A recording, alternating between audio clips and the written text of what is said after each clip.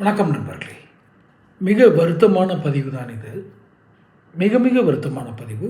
ஒரு ஜனநாயக நாட்டின் வாக்காளனாக, வாக்கு செலுத்துபவனாக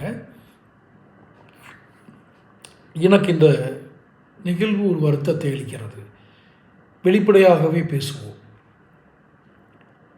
டெல்லி உச்சநீதிமன்றத்தில்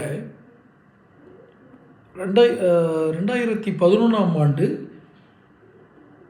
கொளத்தூர் தொகுதியில் இப்போ இருக்கிற முதல்வர் ஸ்டாலின் அவரை எதிர்த்து போட்டியிட்ட அதிமுக வேட்பாளர் சைதை துரைசாமியை விட மிக குறைவான வாக்குகளில் தான் ஸ்டாலின் வெற்றி பெறுகிறார்.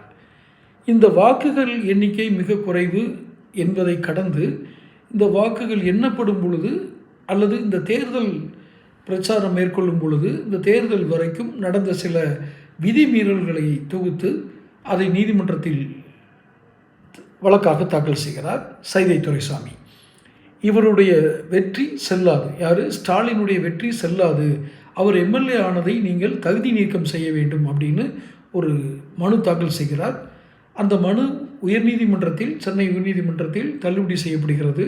காரணம், போதிய ஆதாரங்கள் இல்லை.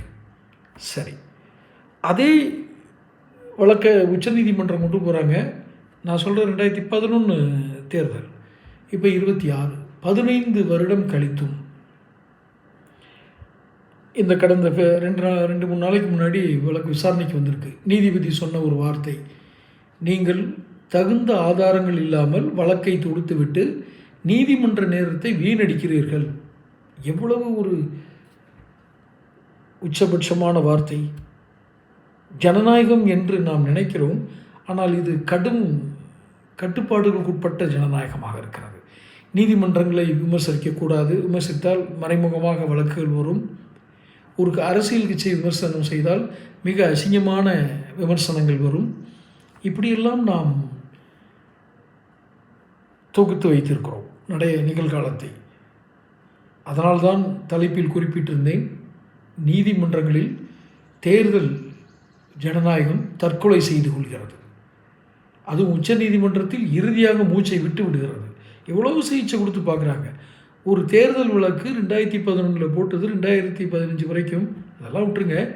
ஒரு விஷயம் மட்டும் கேட்கிறேன், இந்த வாக்குக்கு பணம் கொடுப்பதை நீதிமன்றத்தின்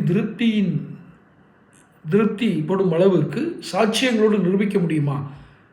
இன்றைக்கி உச்ச நீதிமன்றத்திலேருந்து கீழமை நீதிமன்றம் வரைக்கும் இருக்கிற நீதிபதிகளும் எல்லா இந்தியாவில் இருக்க அத்தனை வழக்கறிஞர்கள் எந்த நீதிமன்றத்தில் வந்தாலும் கேட்குறேன், வாக்குக்கு பணம் கொடுக்கறது நிரூபிக்க முடியுமா?